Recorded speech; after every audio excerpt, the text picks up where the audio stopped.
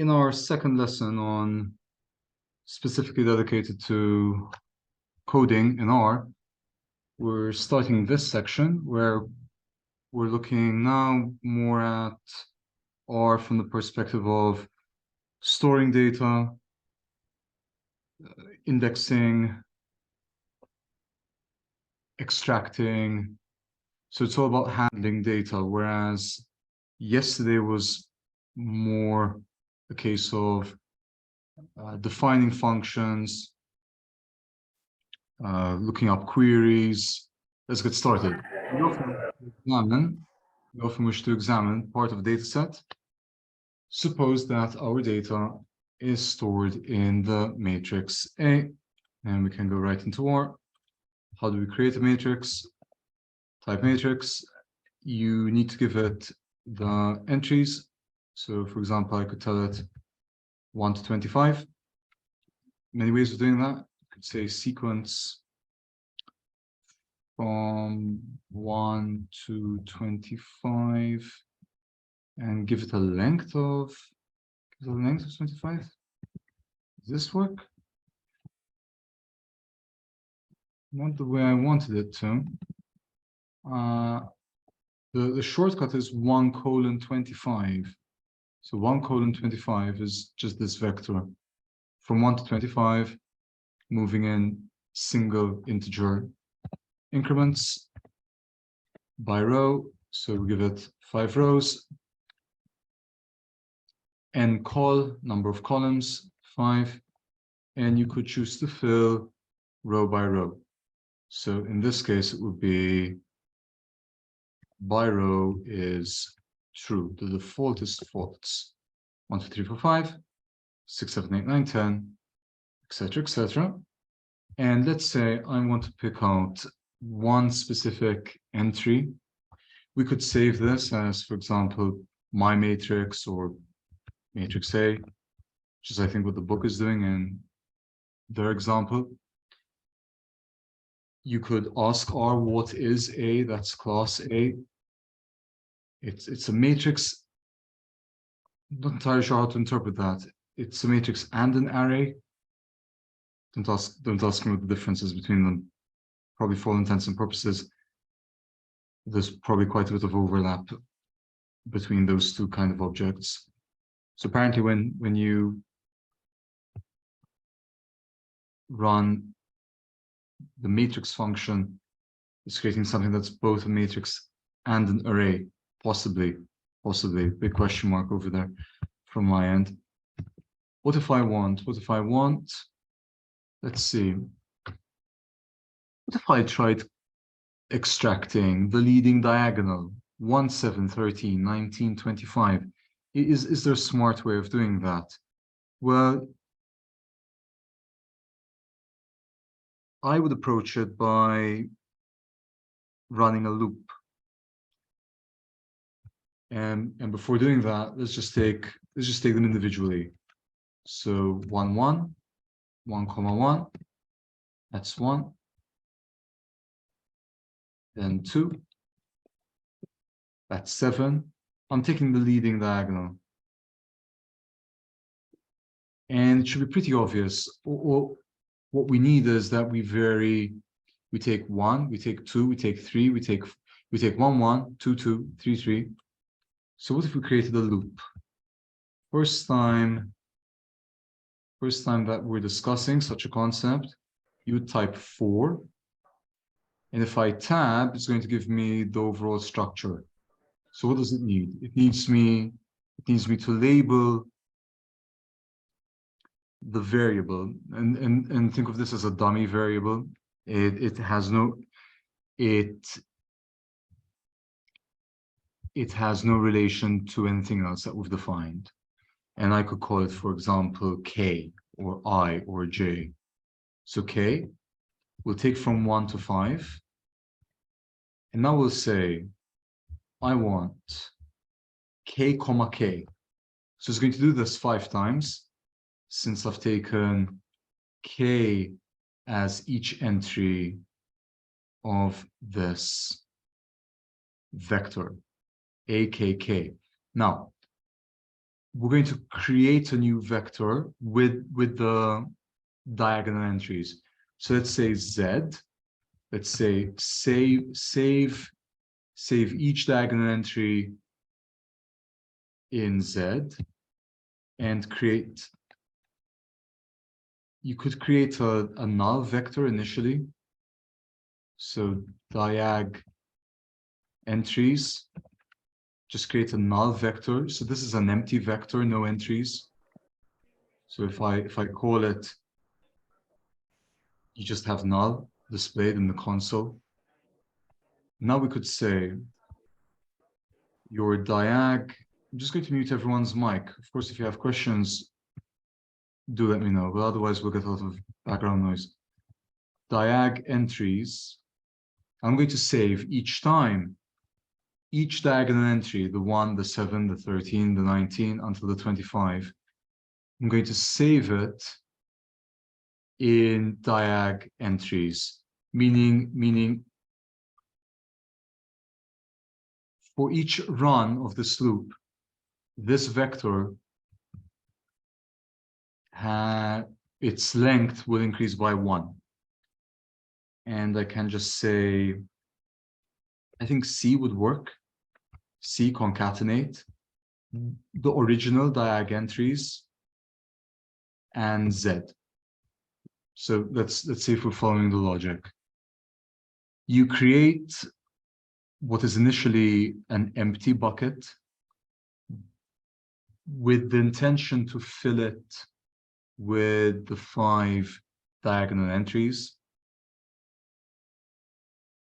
We then move on to the repetitive part, which is why we're creating a loop. And I've done that by simply typing 4, taking a random variable. I really should not be calling it a random variable, right?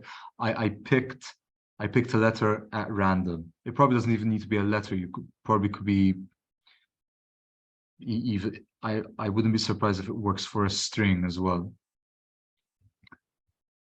From 1 to 5. So this is going to run it 5 times. When k is 1, it will take A11, which happens to be this first entry, save it in Z, but then we will redefine diag entries by concatenating its current form with the newly extracted data value. And let's see. And we can do print. At the end, we can do print diag entries. Let's run it. And there we go. Exactly what we were after. So loop is basically, I'm reading the chat, a bunch of nested entries into each other. You might want to specify, would you like to ask out loud? I don't know if you're available right now. I see it, because I'm actually in a restaurant. That's But fine. I'll try my best to answer it, to answer your question. If yes, of course. maybe you can't. I was just basically asking if the loop is basically,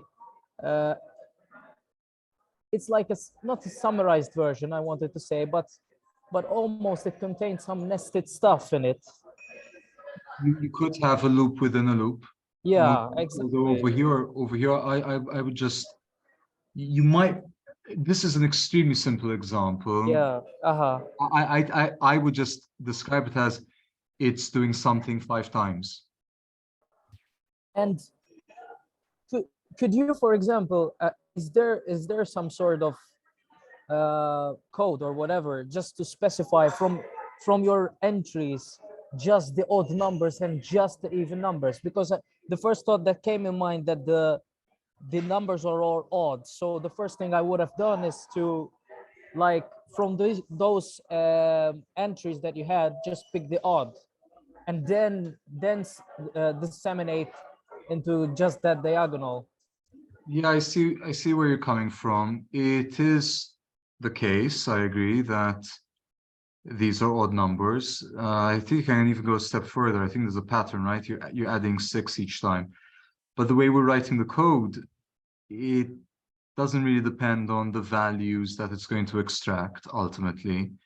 It really, it depends on the indexing. All it's doing, all that it's doing, these could have been string, it could have been character entries. So in that case, odd and even wouldn't even apply. I would think of this, to summarize, and thank you for your question, to summarize, we are simply repeating an action 5 times. It saved me the trouble of having to manually type it more than once, specifically from 1 to 5. And I decided I could have decided to take just a column. I could have done so I could have taken, for example, all the entries in the 4th column. Let's see if this works. So 4th column, 4, 9, 14, 19, 24, 4, 9, 14, 19, 24. Right, so hopefully this gives you an idea how you can select one or multiple entries in a matrix. They're using a 4x4 over here. Doesn't really change our discussion. The first number after the open bracket symbol always refers to the row, and second number is always the column. You may know this as Roman Catholic, row, column. It's quite a standard convention, although confusingly Excel, at least not in VBA, and don't even ask me what the convention is in VBA. It's been so many years since I last wrote any code over there. But confusingly in Excel, if you have cell A1, A is the column and 1 is the row, which it's a real pity, isn't it? We can also select multiple rows and columns at a time by providing vectors as indices. So let's have a look. We're saying matrix A, and we want, not entirely sure I'm following, 1, 3 and 2, 4. I'm stuck. So it's picking out 5, 13, 7, 7, 15. 5, 13, 7, 15. Why is it doing that? 1, 3, 1. Oh, right. So it's picking,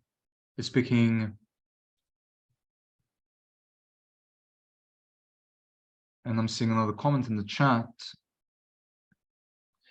Yes, I've heard of these pipes, although I've only come across them in videos. We'll put that down on our to-do list.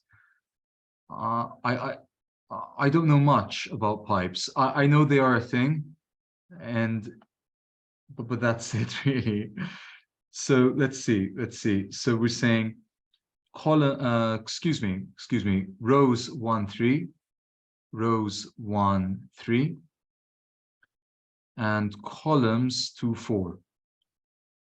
And where you get overlap, that's going to be your matrix. 5, 7, 13, 15. 5, 7, 13, 15. You could do something similar without skipping any rows. Over here we skip the 2nd row. Over here we skip the 3rd row. You could include them by just telling R, this matrix, I want the first 3 rows overlapping with the columns from column 2 to column 4. If you don't specify the column, for instance, over here, it's going to take all the columns. Meaning, if we go back and we clear everything,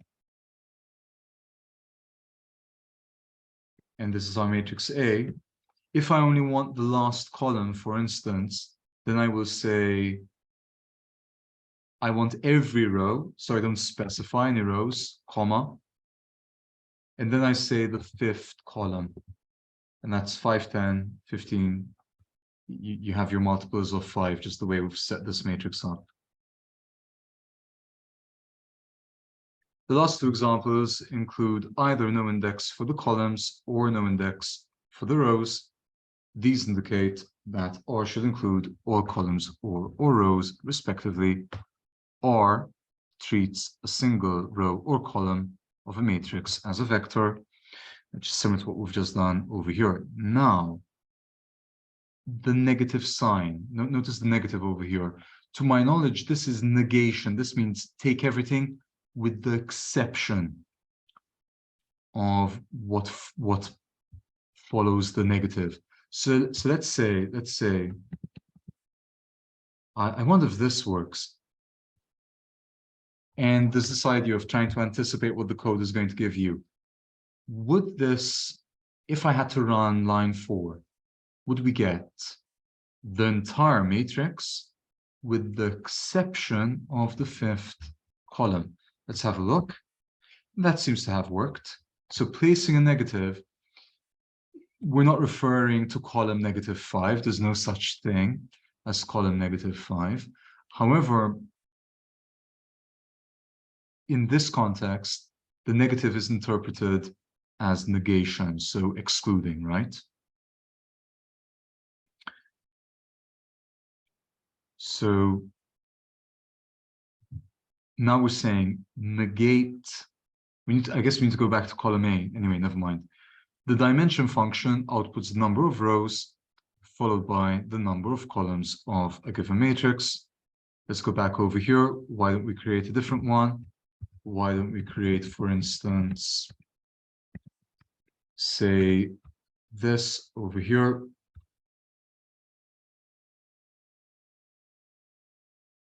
This over there. You could square root each entry. The really great thing is that it's so simple. So square rooted each entry. You could define this as matrix B. I'm just playing around over here. If we do dimension B, so that's a 5 by 6, and as always, 5 rows, 6 columns. Loading data. For most analyses, the first step involves importing a dataset into R. The read table function is one of the primary ways to do this. The help file contains details about how to use this function. We can use the function write table to export. So this is going in both directions. Before attempting to load a dataset, we must make sure that R knows to search for the data in the proper directory. So this saves you the hassle of having to type out the entire directory, C:/, etc. For example, on the Windows system, one could select the directory using change dir option under the file menu. However, the details of how to do this depend on the operating system that is being used, and so we do not give further details here. We begin by loading in the auto dataset. This data is part of the ISLR library. But to illustrate the read table function, we load it now from a text file. So this is just all the different ways that you can, from where or how you can place the data in your working environment.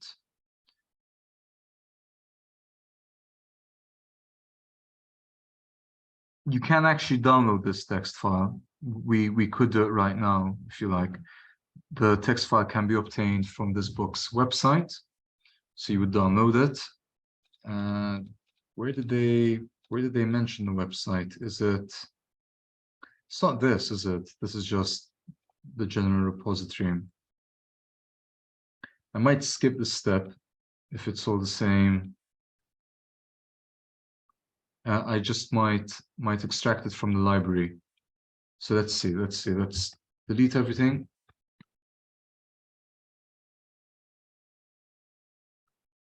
and we're going to,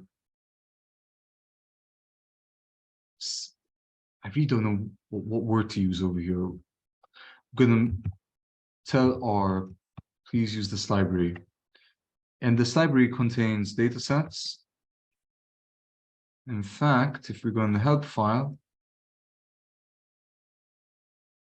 which didn't work, I think we're going to have to look it up over here.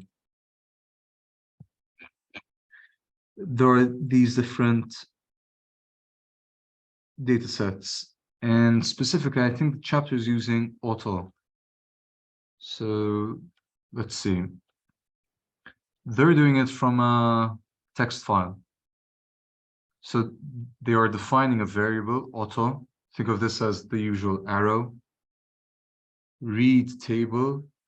And notice they haven't specified the entire file path, for the simple reason that they're probably, they've probably already specified where this data is saved.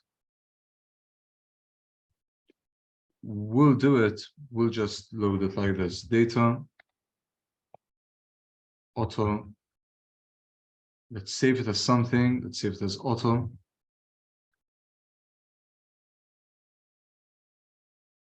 Or has that not worked? Okay, no. You don't do it like that. You don't do it like that. Once you're on data, huh. I wonder what this is, promise. Let's clear everything and let's see if we're doing it. Interesting. So if I run, well, that seems to have worked. Okay. So this is the data set. If you click this over here, you can view it. You can view everything. Now you might ask, for example, how many observations does it contain? Well, to do this, you could just ask how many rows, number of rows in auto 392. Of course, that's really unnecessary, isn't it? Because the environment, unless you want to save it, perhaps you're going to calculate the mean. So at some point you might want to divide by 392 to take a straightforward example. We're told over here 392 observations, and there are nine variables. We can type str, and this has transposed the data. So each line is a specific field, it's a specific variable.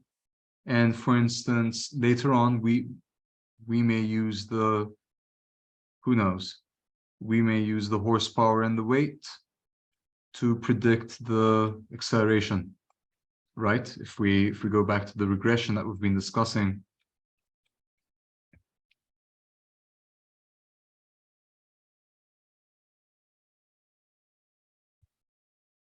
Okay. Look, we're using the same syntax as with matrices. So what should this give us? What should give us the first 4 rows, correct? Let's have a look. Auto 1 to 4, and there you go. First 4, 1, 2, 3, 4, 1, 2, 3, 4, from MPG to your, and including these last 2 variables, origin and name. Notice, since it's a data frame, you can have different types of data. Most of it is numerical, but the last column contains string data. Let's continue.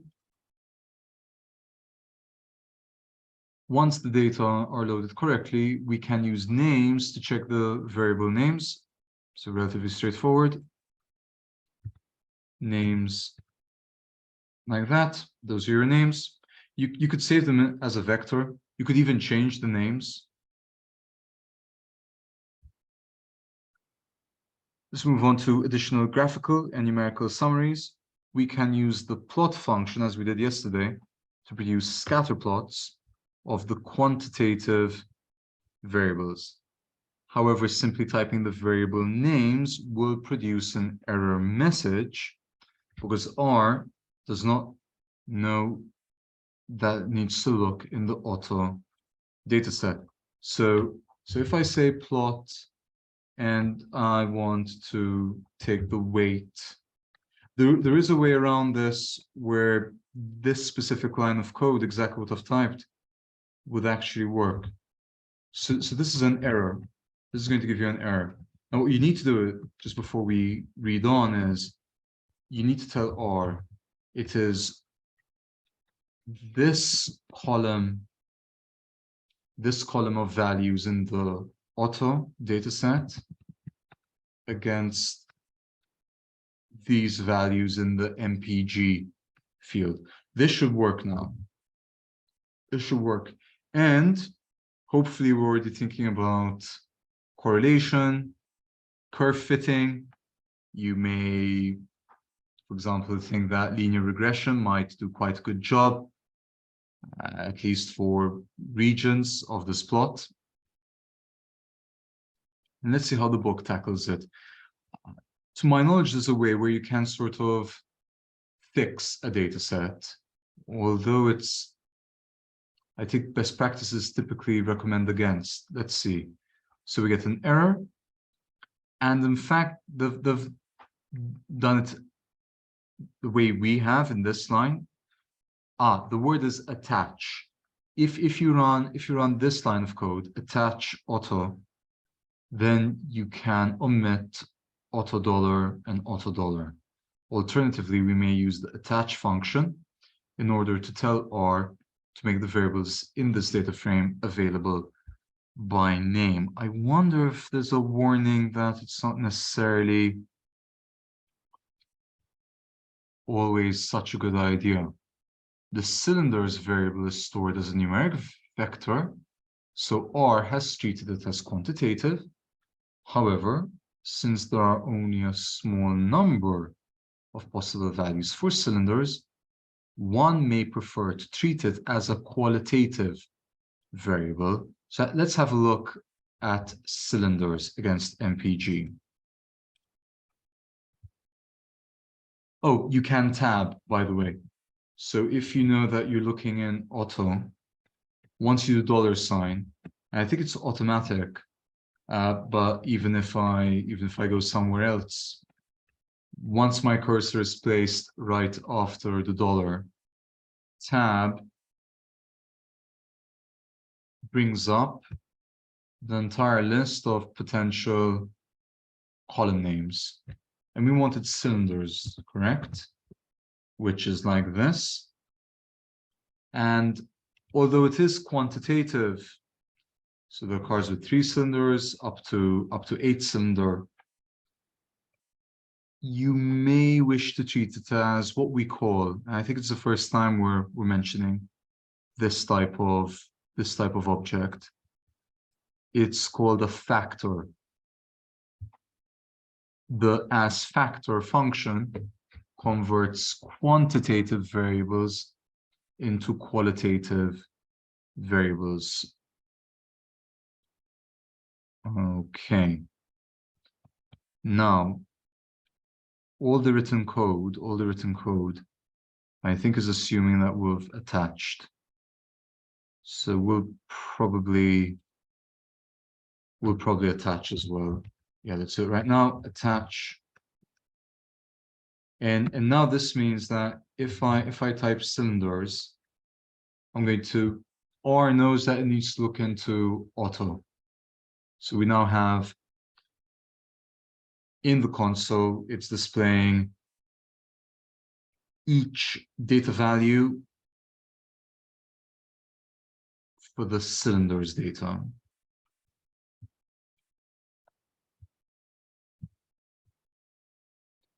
We can plot cylinders against MPG, and each line is adding, we're sort of embellishing the plot. So we're choosing a color. I wonder what this is. Looks like variable width is true. Oh, incidentally, in R, you don't need to type true. You could just type T. And the same applies for faults with the first initial. Horizontal is equal to T. Why don't we run these lines and see the changes each time?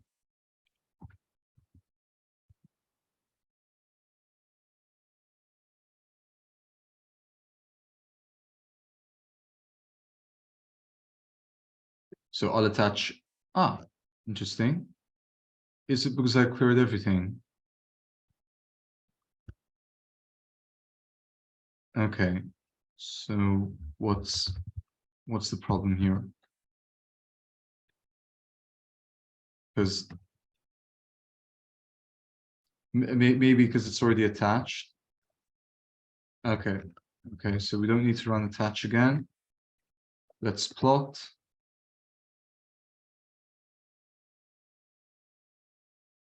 Cylinders against MPG. Now we'll specify color is red. Incidentally, there is a way of, I think, changing the shade. What if I do red 50? No, that's there. But there's definitely a way. I don't know, maybe, but I mean, there is some way where you can sort of, for example, if it's black, you get different shades of gray. Now, what does var width do? Var? It's interesting, this doesn't even come up as an option. And we say true.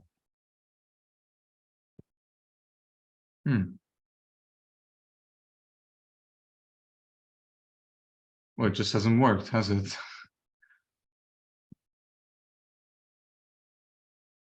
Maybe it's T. And there were 18 warnings.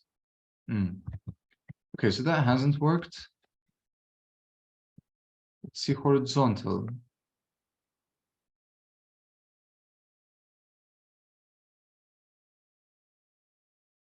And that hasn't worked either.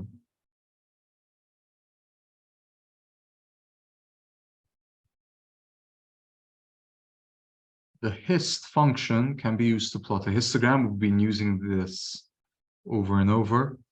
Note that column equals 2 as color, excuse me. Color equals 2 has the same effect as color red. So let's take a histogram. We're going to look at the shape of the data. This is one way of describing it. That's your histogram. And we have red. And also breaks is equal to 15. Does this change the width of each column? It does. It does. In fact, there was a session recently where I was trying to do exactly this. And what we needed was breaks. Breaks is equal to 15. In this case, we're taking, I would imagine, or is it saying 15 buckets? 1, 2, 3, 4, 5, 6, 7, 8, 9. No, neither, right? I think there's more than 15 of them. Let's see what the book has to say.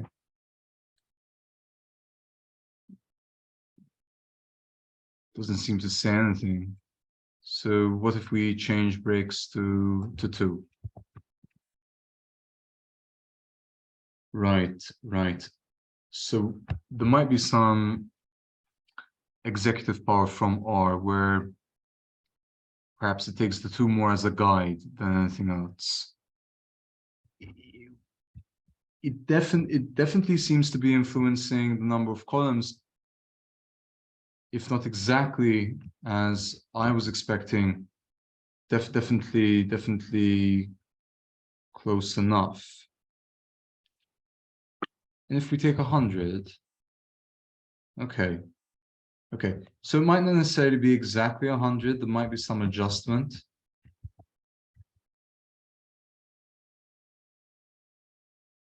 And sometimes that adjustment will coincide perfectly with what you've specified.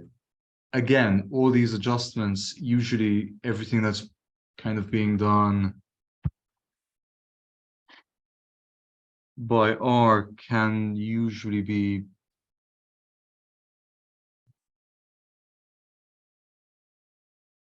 is the word I'm looking for, bypassed, right? You can manually override it.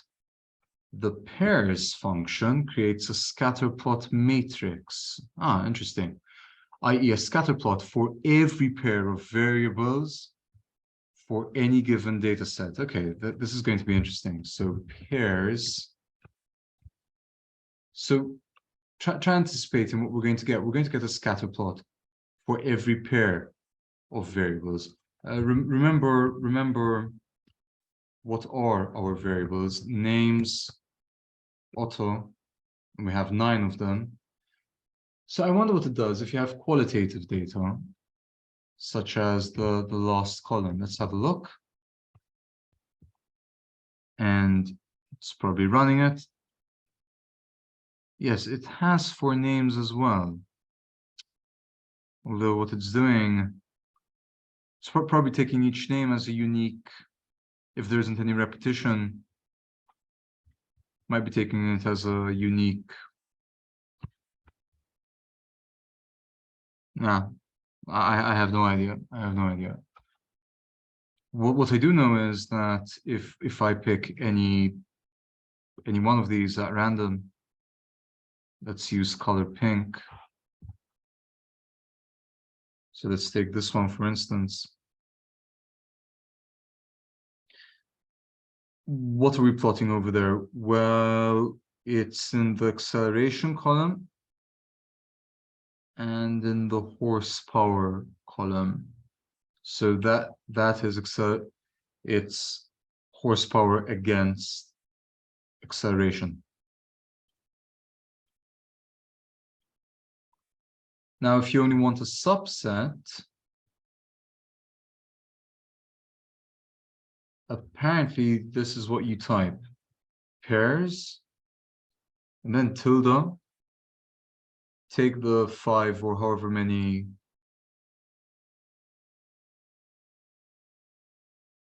columns or variables, and then you need to specify auto. So let's see, pairs, tilde, don't ask me why. And we'll say, for example, we could take just 3.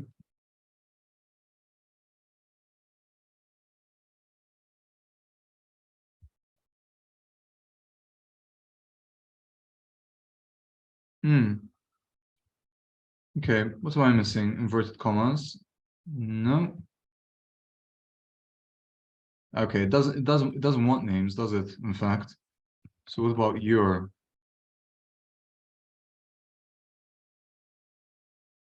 It's a bit more manageable, isn't it? We're taking 3 variables now as opposed to the full set of data.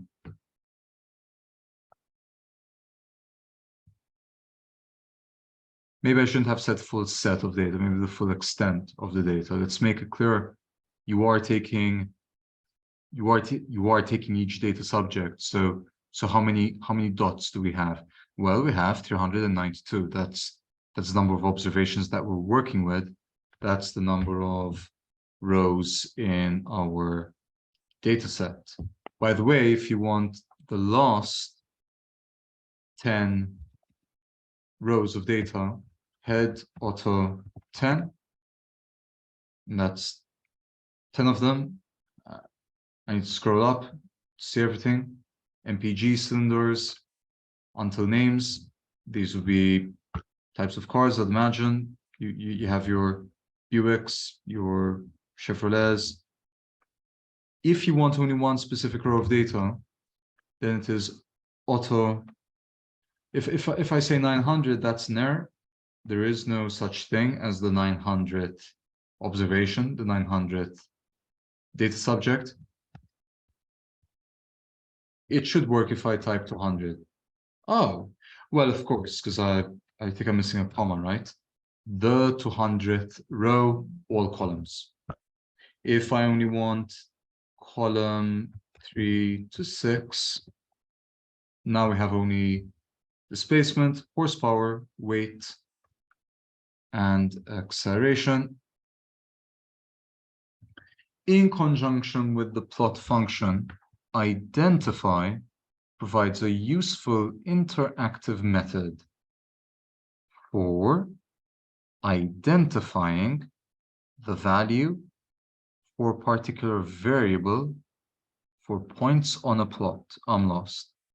We pass in 3 arguments to identify the x-axis variable, the y-axis variable, and the variable whose values we would like to see printed for each point. So I'm finding this very hard to follow. Then clicking on a given point in the plot will cause R to print the value of the variable of interest.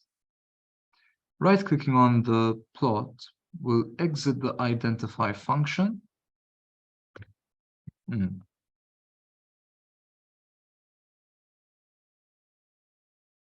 Let's see.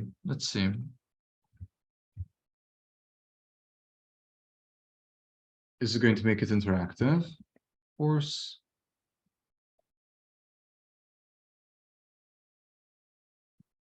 So we have this. That's our scatter plot.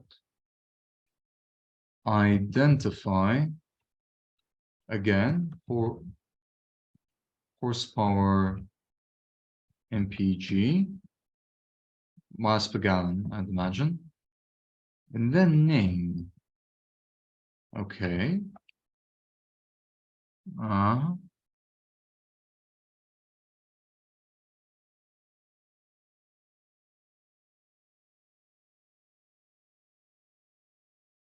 Let's see.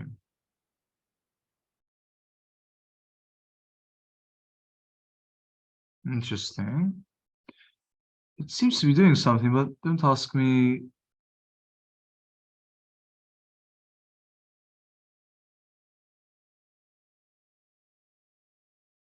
I don't know if you're seeing it, but there's like a bubble coming out. What's it meant to do again? The number is printed under the identify function.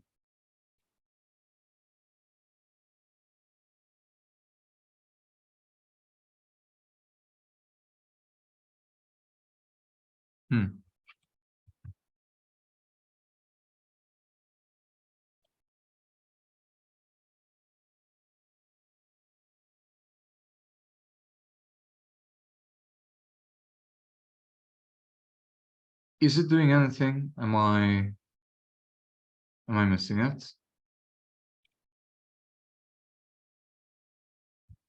We'll just have to continue. I shouldn't say it's probably not that important, but I don't think it's that important. It's a pity that we're not getting it to work, but I think it's time to continue. The summary function produces a numerical summary of each variable in a particular data set. We've often done this. If it's numerical data, it will give you the quartiles as well as the mean. If it's qualitative, it will give you like a frequency table. So there are 5 AMC Matadors, there are 5 Ford Pintos, etc., etc. Yeah. You can also create just a summary of a single vector. Did I say vector? It is a vector, but of a single column of your data, of a single variable. So for instance, summary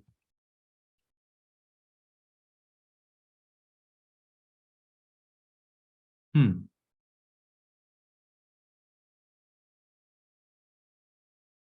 One second. Why hasn't it produced anything? Let's clear everything. Nah, I'm not liking this. I think something's going wrong.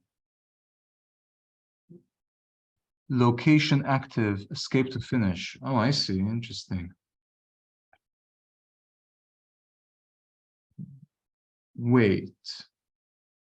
Is that why it wasn't working earlier? Let's just plot these two again. And if I now select this point, and this point, now I press escape.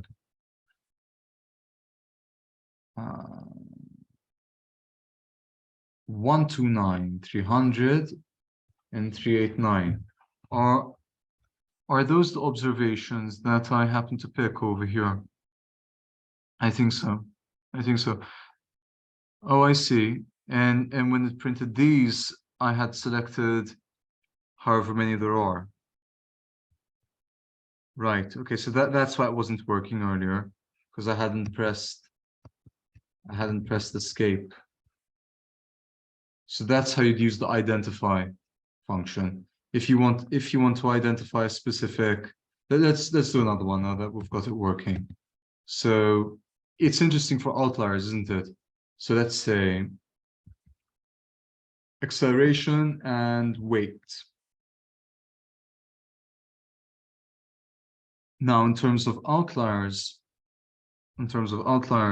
you would say you'd identify like maybe a general trend. So like this. And this looks like an outlier to my eyes. You may consider it an outlier. It's quite a subjective term, isn't it? Or maybe better yet, this one. So let's see if we can get it to work. We'll run the function identify acceleration weight. And look, it's still running. See the stop? That means it's compiling. And it's going to continue that way until we press escape. In many ways, it's expecting, it's waiting for us to give our next input. And our next input could be selecting this point. Okay, I've selected it. Maybe I want to select this one as well. And perhaps this one. So that's 3 of them. Now I press escape.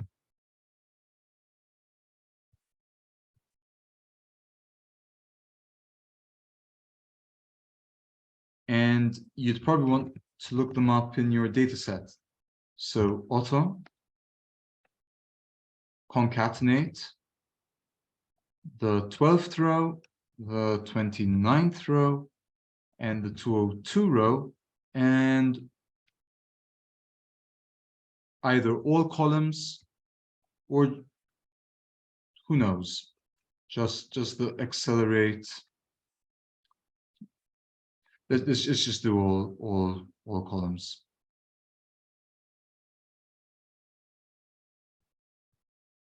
And it's these 3 where they kind of, oh look, let's even label them now. I guess that was probably right after I pressed escape. Why are these outliers? And that would be maybe you might be able to spot something within these numbers. What are we plotting? The weight against the acceleration. So for example, 202, it has a very low weight, but even the acceleration is low. 202. Why has it produced 204 if I ask for 202? That's odd, isn't it? Because 12 and 29. How very strange. How very strange. Maybe there's no such if we look at the data,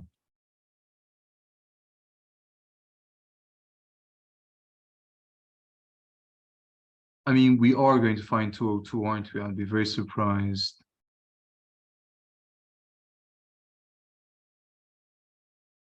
And yet it's giving 204. Now that's really odd, isn't it? Something is off. What if I do auto 202 with a comma, of course? Oh, that's weird. So what if I ask it for 204? And that's it. Okay, so it seems to be offset by 2 for whatever reason. But the funny thing is that when we asked for 12 and 29, it didn't give 14 and 31. So I'm not entirely sure what's going on over here.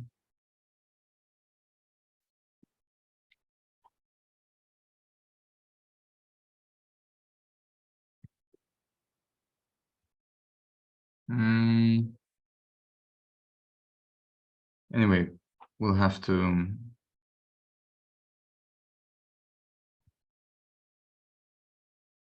never mind. Let's continue. Once we have finished R, we can. So this is the end of the section. If we're discussing Q. Oh look, save history. Load history. Let's see what comes up.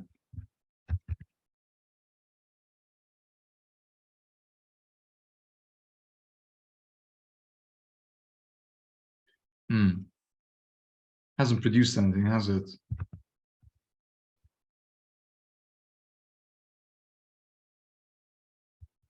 Great. Now we've arrived to the exercises. And how are we doing for time? Yeah, we could do a few more minutes. Just enough time to perhaps discuss. Probably makes little sense giving away the answers, assuming I even know them. So we have how many pages of exercises? 1, 2, 3, 4, 5, 6. 6 of them, right? And the section appears to be divided into conceptual, where there aren't any specific numbers or data sets. For example, I guess, are these true or false?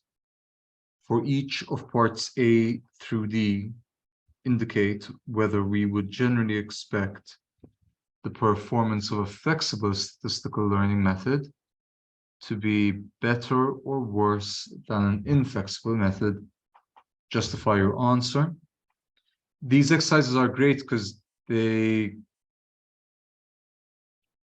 kind of force you to go back and look up exactly what we mean by flexible and inflexible, as well as just how we're rating the performance of a learning method. So, for example, the relationship between the predictors and response is highly nonlinear. Should be and that one's quite obvious how to answer it. Explain whether each scenario is a classification or regression problem. Again, it's really compelling you to see that you feel comfortable distinguishing between the two types of models discussed in this book. Remember, classifying is where you're grouping. You're not working with numerical outputs. You're trying to, the examples we took 2 or 3 sessions ago, it was a binary type output, political party A against political party B, and no other parties. And regression is when what you're predicting is numerical. It is continuous, usually continuous data. Provide n and p. Well, you know what n is. I wonder if we remember what p is. P is the number of variables that you're going to that you're going to have your model look at, and that ultimately your model will use to make predictions. So look, I mean, as soon as you see, we wish to know whether it will be a success or a failure. It's pretty obvious, right? Bias variance, decomposition. I think this is where maybe we struggled a little bit.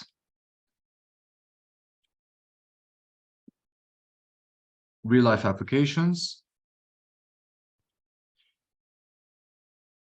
This is the k nearest neighbors. This would be fun. This would be fun.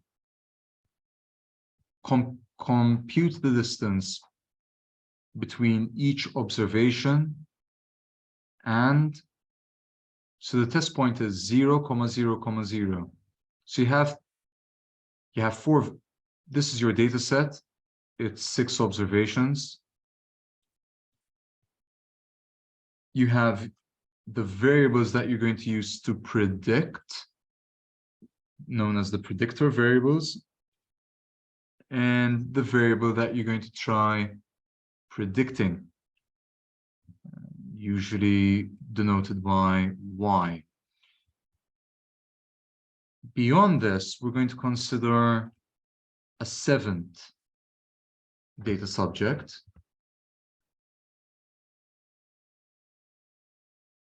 It's what the book normally refers to as x naught and y naught. And these are all going to be 0, 0, 0, and 0.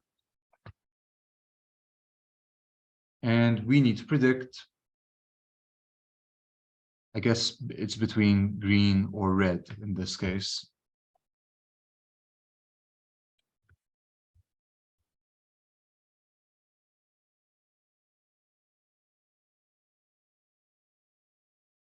Afterwards, we'll have an exercise on, I should probably assign these. What we'll do is, perhaps if we're meeting tomorrow, just these usual sessions I'm referring to, we could actually start chapter 3, and maybe we say, for example, 2 weeks. I'd like to avoid any deadlines which don't necessarily give everyone the opportunity to make time to actually attempt them themselves.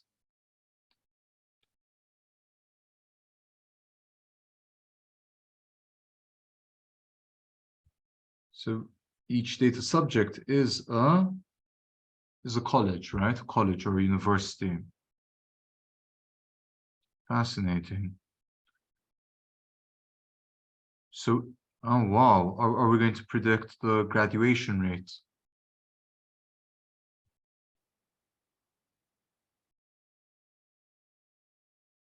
Looks like fun, doesn't it?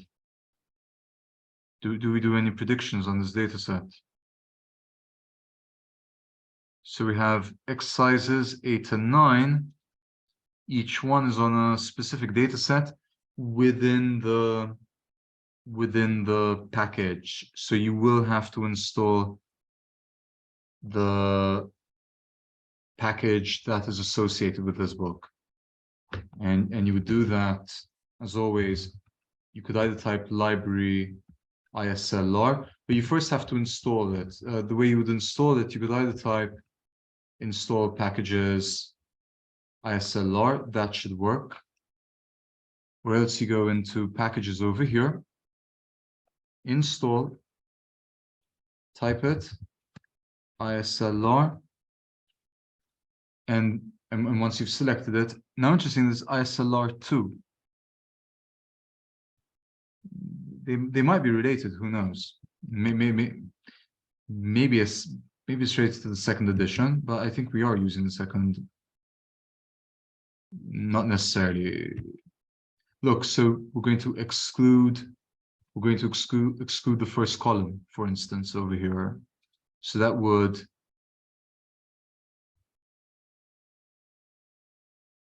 that would be a case of excluding the private variable if a college is public or private.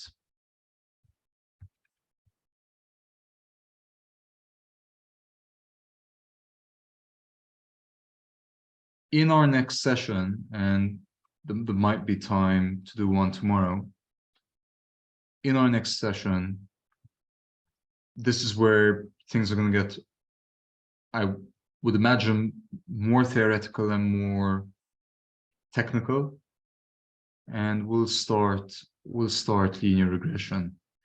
And the great thing about this book is that there isn't going to be, I'd be surprised if there's going to be material or ideas that are going to be particularly new. Now that we've covered chapter 2, especially once we tackle the exercises, we're probably not going to find this too challenging. Yeah, I mean, there are these formulae, but it's not too difficult. And we'll end it over here.